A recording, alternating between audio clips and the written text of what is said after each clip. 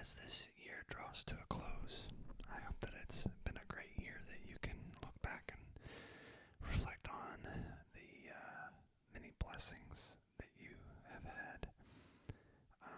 I'm sure that everyone has experienced some measure of hardship, so I hope and pray that the blessings outweigh the hardships, and that going into 2025 it would be a year full of blessings and exciting things and things to look forward to.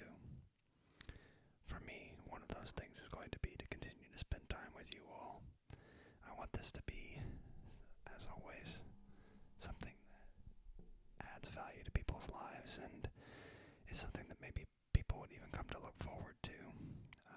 Here in the beginning, in the early stages, sometimes it can feel like a potentially, lonely road. Makes it sound harder than it is, but you just want to make sure that what you're doing is for the good of other people and that they really enjoy it. And I'm just excited for the year to come, and so many good things to look forward to. Last time we were in the Bible, we really focused on a lot of the biblical archaeology aspect, and we went through some of the big finds that there were in biblical archaeology. But now we're going to come back into our Bible reading, and where we had left off last time is Genesis chapter 20 here. And we'll probably read through a few more chapters until there's a good stopping place. Genesis chapter 20, Abraham and Abimelech. From there, Abraham journeyed toward the territory of the Negeb and lived between Kadesh and Shur, and he sojourned in Gerar. And Abraham said of Sarah his wife, "She is my sister." And Abimelech, king of Gerar, sent and took Sarah. But God came to Abimelech in a dream by night and said to him, "Behold, you are a dead man because of the woman whom you have taken, for she is a man's wife." Now Abimelech had not approached her, so he said, "Lord, will you kill an innocent people? Did he not himself say to me, 'She is my sister,' and she herself, 'He is my brother'? In the integrity of my heart and the innocence of my hands I have done this." Then God said to him in the dream, "Yes, I know you have done this in the integrity of your heart, and it was I who kept you from sinning against me. Therefore I did not let you touch her. Now then, return the man's wife, for he is a prophet, so that he will pray for you, and you shall live. But if you do not return her, know that you will surely die, and all who are yours." So Abimelech rose early in the morning and called all his servants and told them all these things. And the men were very much afraid. Then Abimelech called Abraham to him and said, "What have you done to us? And how have I sinned against you, that you have brought this on me and my kingdom a great sin? You have done to me things that ought not be done." And Abimelech said to Abraham, "What did you see that you did this thing?" Abraham said, "I did it because I thought, there is no fear of God at all at this place, and they will kill me because of my wife. Besides, she is indeed my sister, the daughter of my father, though not the daughter of my mother, and she became my wife. And when God caused me to wander from my father's house, I said to her, 'This is the kindness you must do to me. At every place to which we come, say of me, he is my brother.' Then Abimelech took sheep and oxen, and male servants and female servants, and gave them to Abraham, and returned Sarah his wife to him. And Abimelech said, 'Behold, my land is before you, dwell where it pleases you.' To Sarah he said, 'Behold, I have given your brother 1,000 pieces of silver. It is a sign of your innocence in the eyes of all who you are with, and before everyone you are vindicated.' Then Abraham prayed to God, and God healed Abimelech, and also healed his wife and the female slaves, so that they bore children. For the Lord had closed all the wombs of the house of the Abimelech because of Sarah, Abraham's wife." Chapter 21. The birth of Isaac. The Lord visited Sarah as he said, and the Lord did to Sarah as he promised. And Sarah conceived and bore Abraham a son in his old age, at the time at which God had spoken to him. Abraham called the name of his son who was born to him, whom Sarah bore him, Isaac. And Abraham circumcised his son Isaac when he was 8 days old, as God had commanded him.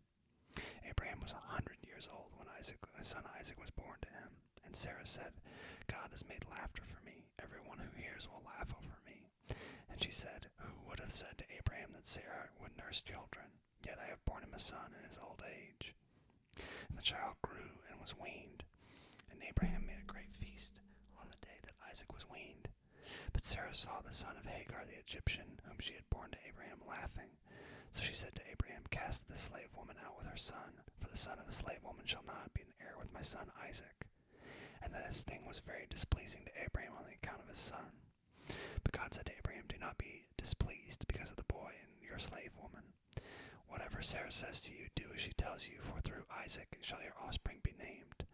And I will make a nation of the son of the slave woman also, because he is your offspring. So Abraham arose early in the morning and took bread and a skin of water and gave it to Hagar, putting it on her shoulder along with the child, and sent her away. And she departed and wandered in the wilderness of Beersheba. When the water in the skin was gone, she put the child under one of the bushes. Then she went and sat down opposite of him a good way off, about the distance of a bow shot, for she said, Let me not look on the death of the child. And as she sat opposite him, she lifted up her voice and wept. And God heard the voice of the boy, and the angel of God called to Hagar from heaven, and said to her, What troubles you, Hagar? Fear not, for God has heard the voice of the boy where he is. Up, lift up the boy, and hold him fast with your hand, for I will make him into a great nation. Then God opened her eyes, and she saw a well of water. And she went and filled the skin with water, and gave the boy a drink. And God was with the boy, and he grew up. He lived in the wilderness, and became an expert with the bow. He lived in the wilderness of Paran, and his mother took a wife for him from the land of Egypt. At that time Abimelech and Phicol, the commander of his army, said to Abraham, God is with you in all that you do. Now therefore swear to me here by God that you will not deal falsely with me or my descendants or my posterity, but as I have dealt kindly with you, so you will deal with me in the land where you have sojourned. And Abraham said, I will swear. When Abraham reproved Abimelech about a well of water that Abimelech's servants had seized, Abimelech said, I do not know who has done this thing. You did not tell me, and I have not heard of it until today. So Abraham took sheep and oxen and gave them to Abimelech, and the two men made a covenant. Abraham set 7 ewe lambs of the flock apart, and Abimelech said to Abraham, What is the meaning of these 7 ewe lambs that you have set apart? He said, These 7 ewe lambs you will take from my hand, that this will be a witness for me that I dug this well. Therefore that place was called Beersheba, because there both of them swore an oath. So they made a covenant at Beersheba. Then Abimelech and Phicol, the commander of his army, rose up and returned to the land of the Philistines. Abraham planted a tamarisk tree in Beersheba, and called there on the name of the Lord, the everlasting God. And Abraham sojourned many days in the land of the Philistines. And it looks like down here we've got a little picture showing us very likely what this scenario could have looked like. We have a well that's been dug here, and then we actually have a tamarisk tree as well. And these are always pretty impressive because it looks like they can survive in pretty harsh conditions. We're going to move on now to chapter 22, the sacrifice of Isaac. This is one of the more popular stories you may hear in Sunday school growing up, or if you've never heard of it, then please enjoy your first time. After these things, God tested Abraham and said to him, Abraham. And he said, Here I am. He said, Take your son, your only son Isaac, whom you love, and go to the land of Moriah, and offer him there as a burnt offering on one of the mountains, of which I shall tell you. So Abraham rose early in the morning, saddled his donkey, and took 2 of his young men with him, and his son Isaac. And he cut the wood for the burnt offering, and arose, and went to the place of which God had told him. On the 3rd day Abraham lifted up his eyes, and saw the place from afar. Then Abraham said to his young men, Stay here with the donkey. I and the boy will go over there and worship and come again to you. And Abraham took the wood of the burnt offering and laid it on Isaac his son. And he took in his hand the fire and the knife, so they both went, both of them together. And Isaac said to his father Abraham, My father. And he said, Here I am, my son. He said, Behold, the fire and the wood, but where is the lamb for the burnt offering? Abraham said, God will provide for himself the lamb of a burnt offering, my son. So they both went there together. When they came to the place of which God had told him, Abraham built the altar there and laid the wood in order, and bound Isaac his son, and laid him on the altar on top of the wood. Then Abraham Abraham reached out his hand and took the knife to slaughter his son. But the angel of the Lord called to him and said, Abraham, Abraham. And he said, Here I am. He said, Do not lay your hand on the boy, or do anything to him.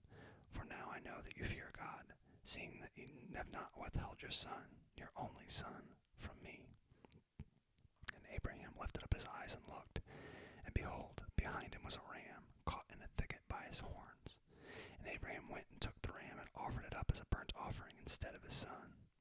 So Abraham called the name of the place, The Lord will provide, as it is said to this day, On the mount of the Lord it shall be provided.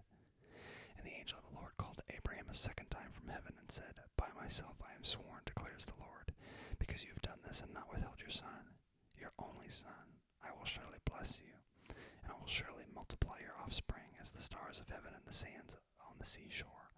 And your offspring shall possess the gate of his enemies, and in your offspring shall the nations of the earth be blessed, because you have obeyed my voice. So Abraham returned to his young men, and they arose and went together to Beersheba. And Abraham lived at Beersheba. Now after these things it was told to Abraham, Behold, Milcah has borne children to your brother Nahor, Uz his firstborn, Buz his brother, Kemuel the father of Aram, Chesed, Hazo, Pildash, Jidlaph, and Bethuel. Bethuel fathered Rebekah. These 8 Milcah bore to Nahor, Abraham's brother. Moreover, his concubine, whose name was Reumah, bore Teba, Gaham, Tahash, and Maacah.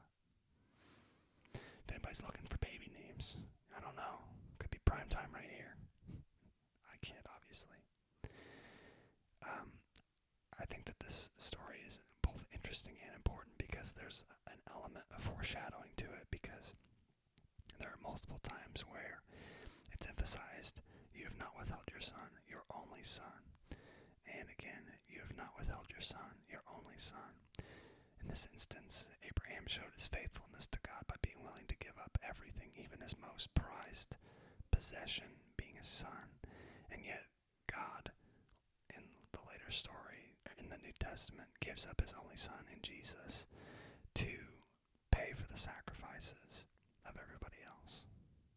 So, something interesting that we'll see play out thematically later. There's different elements of foreshadowing, things seen earlier become relevant later, or things that are demonstrated early are built upon later, or are shown to be in a greater or different context. Just, something that we can keep an eye on moving forward for sure. We'll read one more chapter here, and then I think that that'll be a good stopping place. Chapter 23, Sarah's death and burial. Sarah lived 127 years.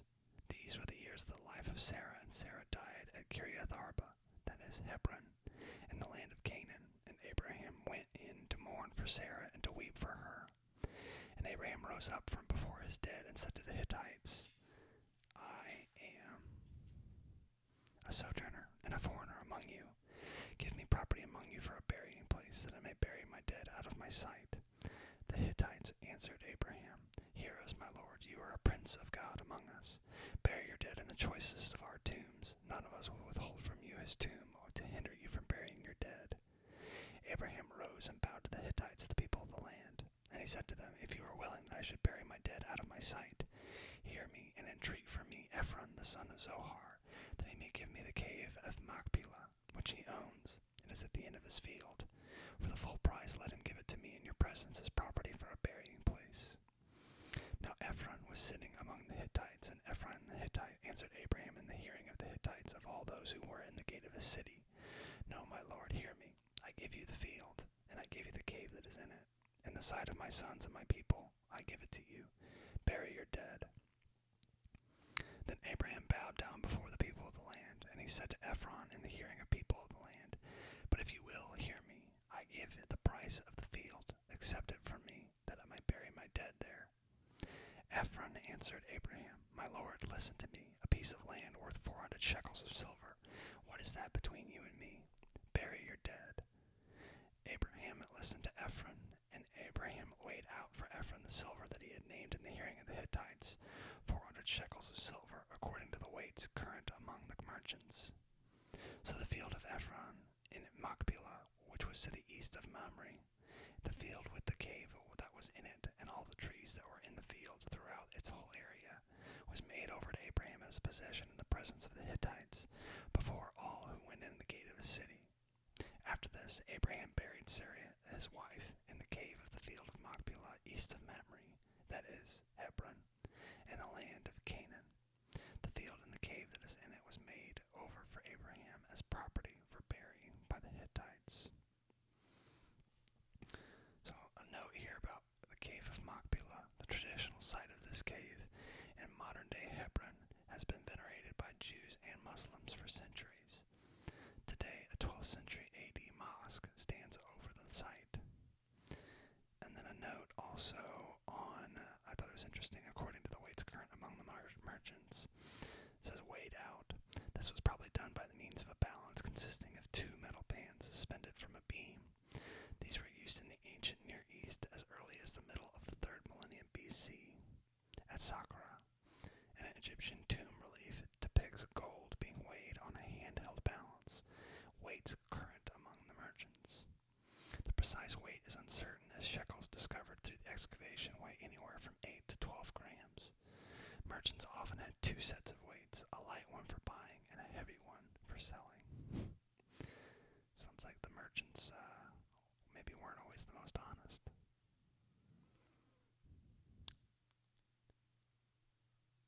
Let me see if there's anything else worthy of note here.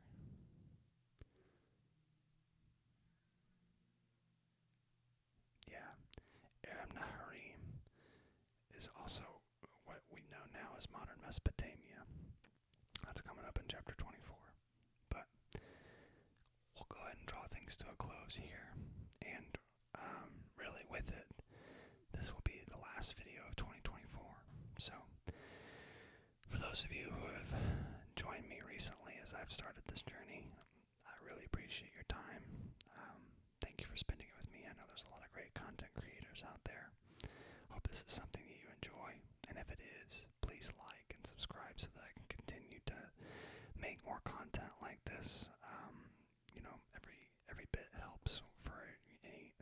They're called ASM artists, but for anybody that's making content like this, any support that you can offer with likes and subscribing is hugely helpful. Every little bit helps. So with that brings 2024 to a close, and here's to a great, happy